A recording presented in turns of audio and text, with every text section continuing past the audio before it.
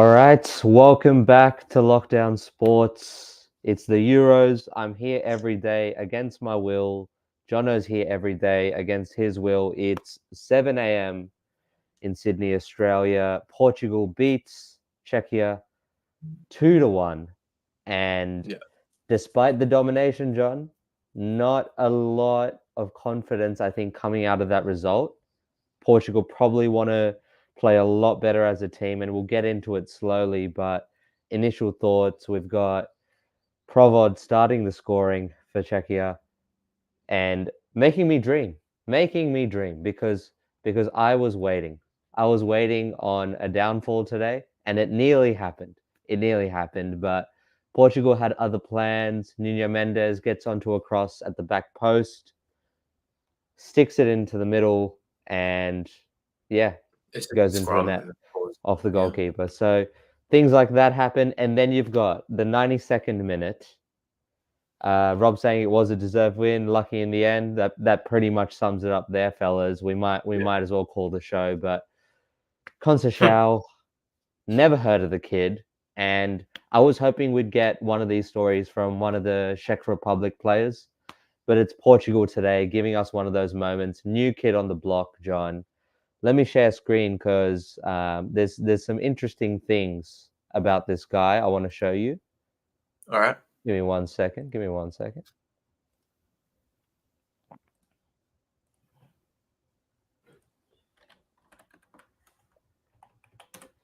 You see that, John? You see that right there?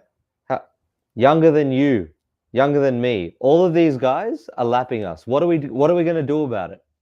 What are we going to do about it? Yeah.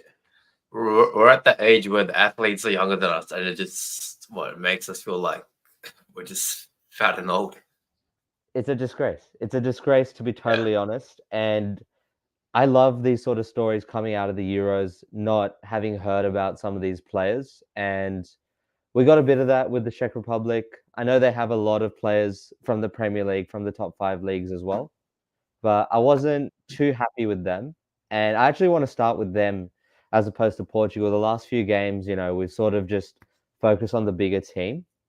But today, I think there was a real opportunity to do a bit more because you saw Portugal play a very different formation to what we thought it would be, with the 3-4-3. Yeah.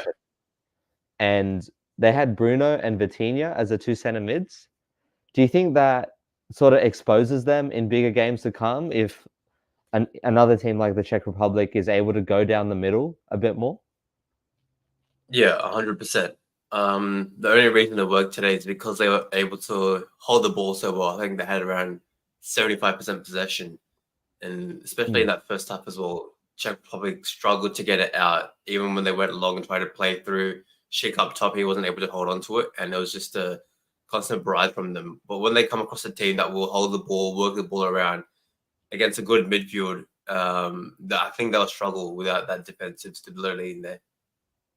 Yeah, and we thought Paulinho was going to start from Fulham, and he's got that stereotype, obviously, as that dual monster, as probably their best defensive midfielder in the squad, and they just went without him today. You saw Nuno Mendes slot in at left centre back as part of the three, and it looked all right today. But I'm just thinking in a bigger game, where we talk about that midfield battle being so much more important than it was today. Yeah. I think it could go back to hurt them. And Rob saying in the comments as well, Ronaldo needs to be a sub, not a starter. He is preaching to the choir. Because you have so much youthfulness, so much energy, so much mobility in the rest of the squad. And they want to be so creative and have those moments of individual brilliance and flair. And then you've got a guy who wants the ball to his feet, that needs the ball fed to him probably 5 or 6 times to get the goal because he's not an efficient guy. He's a quantity guy. What do you think? Do you think they're better off having him on the bench because that could cause troubles in the squad? That could ruin the whole vibe. Where's your mind at? I mean, look, the guy's washed now. He's washed. He's playing in Saudi Arabia. He can't be starting. Yeah, and you say that the vibe might go off, people might not be happy, but it's just one person. It's just him. he might have a little sulk, but if they start winning, he's going to suck it up. And I think he'll be more effective coming on for like a 20-minute burst to 20 to 30-minute burst and just going all out, trying to go for every single ball, trying to get his foot on the end of any cross or anything. So he doesn't have to conserve his energy as much. Yeah, I guess we didn't really see a fatigue issue today because it was so much just in that final third. He was sort of just able to walk around, try and get open, try and poach. But in a game But where he might play they with a bit have more anger less of the if ball, he plays less time. huh? So A he bit can more run a bit harder. curiosity. So Yeah. yeah. Probably would, fire something up his backside, but I'm just thinking in a game where you're out of possession a lot more, that's when I have a Ronaldo problem. I don't think it was that big of a problem today. I think there were signs that obviously he still wants to do his thing, have one or two dribbles a game, and obviously Yeah. the system is about crossing it into him. Whereas you look at some of the other options, and we'll get into them now. We can probably go with Diego Jota. We can probably go with even Leao up top if you really want to. Pedro Neto came on and had that amazing, I guess, dribble assist. I'm not going to call it an assist right now, but you've got options there. Where's your mind at? Because my mind was on Jota, to be honest, John. Yeah. Yeah. Same here. I like Jota. He's played in that role many times for Liverpool with wingers who like to take defenders on one-on-one, and that's kind of similar to what they have in Leao and Bernardo Silva as well. And they can interlink well with their styles. So like Jota really mixes in well with those two, and they can play in many more different ways rather than just one-dimensionally when Ronaldo is Yeah, playing up top.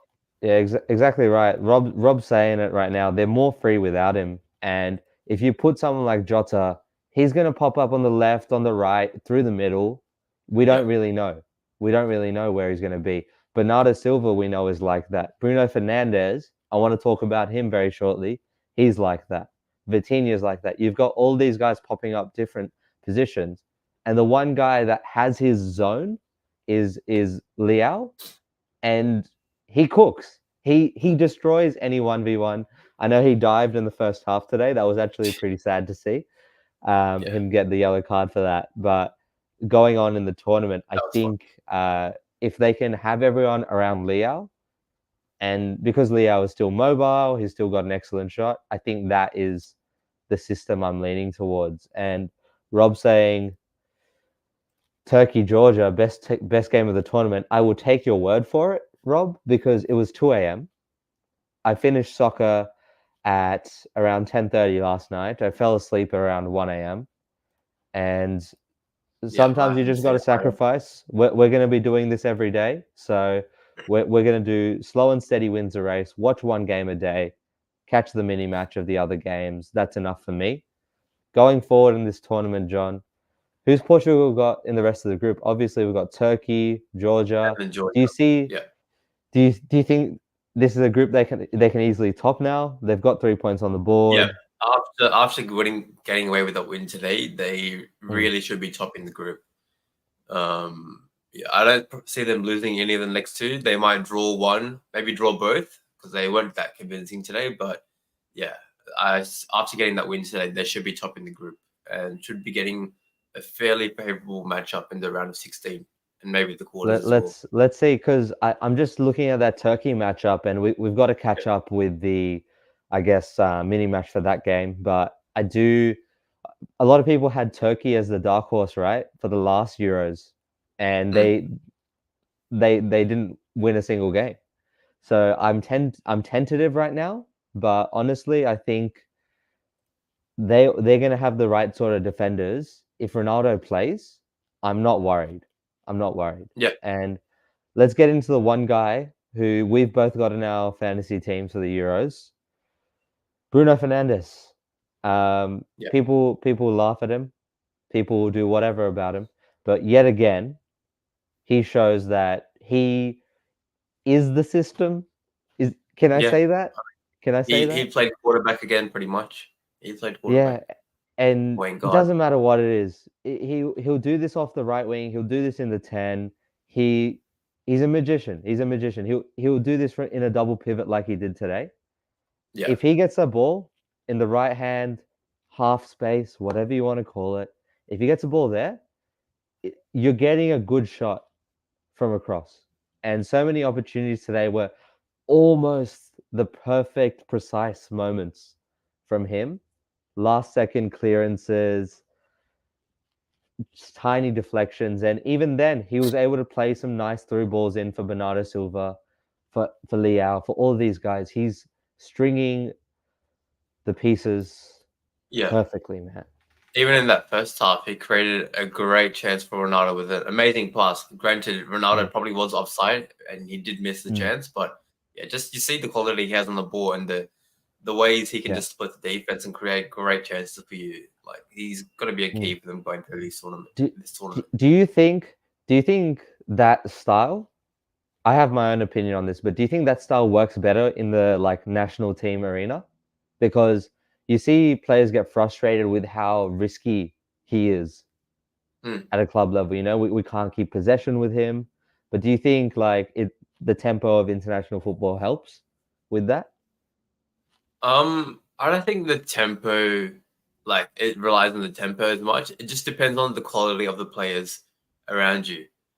Am I saying United aren't that good? Maybe, but it just depends on the quality of the players around you and like the way they like to play and the way they know how to play off you. So when they've got Leao, Bernardo, and Ronaldo up top, or say it's Jota, those guys like to move off the ball, and when they get it to their feet, they know how to link up with Bruno with the how long they've played together. So I think just playing off Bruno, he knows how to do it. He's a great threat. He'll create chances for you. So if you just play off him, you guys can like go pretty far with it.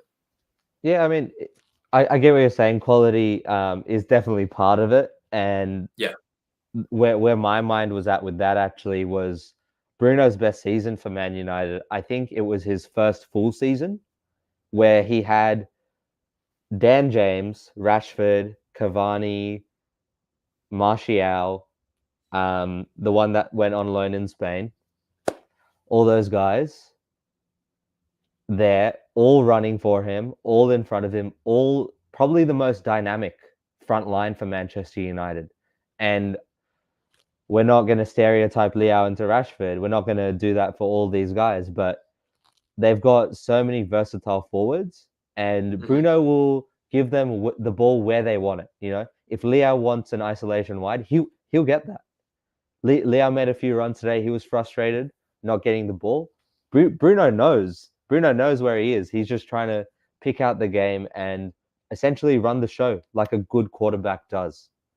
Fellas, daily Euros videos like this, please hit that subscribe button if you haven't already. Hit the like button. Tomorrow, what's the game we got tomorrow, John? It might be Germany. I think it's Scotland, Switzerland. Is Scotland, Switzerland tomorrow? Scotland, Switzerland. Yeah, that's the 5 a.m. I don't think I'll Germany, be up Hungary at 2 a.m. 2 a.m. Yeah. Yeah. Switzerland, Scotland. Hopefully Tom is well. He's been sick all week, ready to hop on and replace you because you need some sleep, my friend. You need some sleep. Yeah. Too easy. I think we'll wrap it up there, fellas. Portugal 2, the Czech Republic 1, an own goal, an unlucky, brutal deflection from a defender from Czechia. Makes it 2-1 at the end, at the death in the 91st minute. Not the way I wanted to see it go at all, but Portugal are probably going deep in this tournament. I hate to say it. And I've got them going to the semi-final. Let's see how it plays so out. We'll see. Yeah, let's see how it plays out. Stay locked in, fellas. Bye for now.